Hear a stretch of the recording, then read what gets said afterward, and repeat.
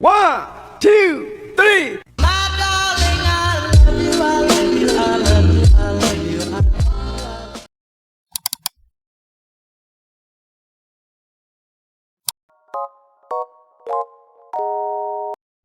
Hai, Assalamualaikum warahmatullahi wabarakatuh.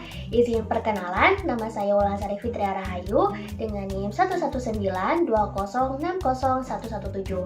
Saya dari kelas 5C Pendidikan Biologi UIN Sunan Gunung Jati Bandung. Nah, di video ini saya akan melakukan praktikum fisiologi hewan yang berjudul metabolisme. Adapun tujuan dari praktikum ini ialah menentukan kecepatan metabolisme secara teoritis berdasarkan luas permukaan tubuh. Apa sih itu metabolisme? Nah, metabolisme ini berasal dari bahasa Yunani yaitu metabol yang artinya perubahan.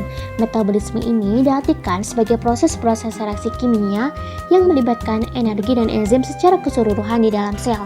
Oleh karenanya, metabolisme ini disebut sebagai reaksi enzimatis. Metabolisme ini terdiri atas anabolisme dan katabolisme, di mana anabolisme adalah proses sintesis senyawa sederhana menjadi senyawa kompleks, sedangkan katabolisme adalah proses penguraian senyawa kompleks menjadi senyawa yang lebih sederhana. Oleh karenanya, setiap aktivitas organisme seperti makan, pengeluaran, pergerakan, dan pencernaan infus saraf sangat bergantung pada berbagai reaksi kimia yang berlangsung dalam setiap sel tubuh. Nah, metabolisme ini dilakukan makhluk hidup untuk memperoleh maupun menyimpan energi, menyusun maupun merombak bahan makanan, membentuk maupun merombak struktur sel, memasukkan maupun mengeluarkan zat-zat, serta melangsungkan kehidupannya. Baik, alat dan bahan yang perlu disiapkan adalah ada timbangan badan dan ada alat pengukur tinggi badan. Untuk langkah kerja yang pertama ialah catat tinggi badan, bobot badan, jenis kelamin, dan usia. Timbangan badan, kemudian ukur berat badan kita dan ternyata hasilnya adalah 49,60 kg. Kemudian dilanjutkan dengan mengukur tinggi badan. Di sini saya menggunakan meteran dan ternyata hasilnya adalah 153 cm. Kemudian untuk langkah yang kedua, menentukan luas permukaan tubuh menggunakan chart Du Bois. Ini merupakan gambar chart Du Bois. Nah, gimana sih caranya? Caranya adalah letakkan nilai tinggi badan pada titik yang sesuai pada garis 1 sebelah kanan dan berat badan pada titik yang sesuai pada garis 2 sebelah kiri. Kemudian sambungkan menggunakan mistar dari garis 1 ke garis 2 sehingga didapat titik tengah yang merupakan nilai luas permukaan tubuh. Dan diketahui nilai luas permukaan tubuhnya adalah 1,45. Selanjutnya, langkah yang ketiga ialah mencari banyak kalori yang hilang per jam, per menit, hingga per hari dengan lihat daftar BME. Nah, diketahui bahwasanya nilai BME ini sudah pasti angkanya. Nah, untuk laki-laki itu nilai BME-nya adalah 41, sedangkan untuk perempuan ialah 36,9.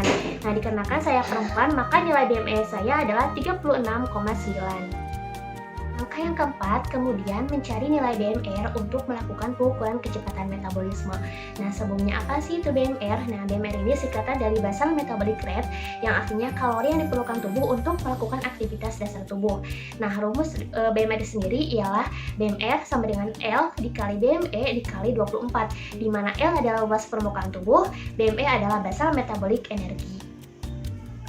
Baik, kita masukkan ke rumus ya. Diketahui bahwa tadi dari hasil pengukuran didapat luas permukaan tubuhnya adalah 1,45 serta BME-nya adalah 36,9, maka didapat 1,45 dikali 36,9 dikali 24 sama dengan 1284,12. Berikut adalah hasil pengamatan. Nama Wulandari Fitria Rahayu, usianya 20 tahun, jenis kelaminnya perempuan dengan tinggi badan 153 cm, berat badannya 49,60 kg, luas permukaan tubuhnya 1,45, BMI-nya 36,9 dan BMR-nya adalah 1284,12. Berdasarkan hasil praktikum, kecepatan metabolisme secara teoritis ini dapat diukur melalui luas permukaan tubuh dengan menggunakan cat Dubois. Kemudian dilanjutkan dengan mencari kalori yang hilang dengan melihat daftar BME. Kemudian setelah dilakukannya perhitungan tersebut, maka perhitungan BMR pun dapat dilakukan dengan menggunakan rumus L dikali BME dikali 24. Nah, sebelumnya apa sih itu BMR? Nah, BMR ini adalah basal metabolic rate yang merupakan kebutuhan minimal energi untuk melaksanakan fungsi vital tubuh seperti memompa jantung, mencerna makanan, dan bernapas. Setelah dilakukannya pengamatan, ada beberapa faktor yang dapat mempengaruhi kecepatan metabolisme. Nah, menurut Darwin, dalam jurnalnya yang berjudul Perbandingan Laju Metabolisme Basal menurut Berat Badan Atlet Karate Kota Makassar, ia menyebutkan bahwa ada beberapa faktor yang dapat mempengaruhi kecepatan metabolisme. Yang pertama, usia, di mana semakin bertambahnya usia, maka laju metabolismenya akan semakin lambat. Yang ketiga ada tinggi badan, di mana semakin tinggi tubuh seseorang, maka semakin cepat metabolismenya. Kemudian yang keempat ada berat badan. Seseorang yang bertubuh besar memiliki lebih banyak massa otot dan membakar lebih banyak kalori dibandingkan dengan orang yang bertubuh kurus, karena mereka membutuhkan lebih banyak energi untuk melakukan aktivitasnya. Oleh karena itu, seseorang dengan berat badan yang besar, maka kecepatan metabolismenya juga akan semakin cepat. Ada luas permukaan tubuh, di mana jika seseorang yang memiliki luas permukaan yang besar, maka ia akan mempunyai jaringan aktif yang lebih besar dan luas pula, sehingga semakin luasnya permukaan tubuh seseorang, maka semakin cepat laju metabolismenya. Oke, saatnya kita masuk ke sesi pertanyaan. Pertanyaan pertama, jelaskan mengapa berdasarkan hasil pengukuran tersebut terjadi perbedaan kecepatan metabolisme.